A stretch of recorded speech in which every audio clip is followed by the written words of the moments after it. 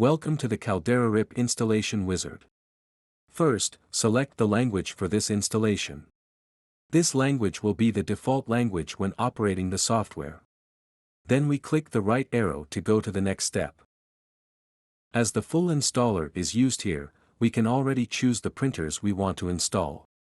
If the printers are already visible in the local network, the Auto Detect button would allow us to automatically install the corresponding driver. To install a printer manually, we simply browse for the manufacturer and the model, then we click Add. Next, we can repeat the process for cutter's installation. Note that the Auto Detect option is no longer available at this step. Here is a summary of the current installation. Let's click the thumb up to start the installation. Then click Yes. The installation takes approximately 10 minutes to complete. Great! CalderaRIP installation is finished. You can click Restart Now to apply changes to the system. After rebooting the computer, it is highly recommended to install additional Linux tools and servers.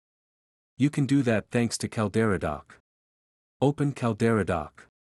From the Applications tab, search for the Setup tools. Helpful applications are proposed by default.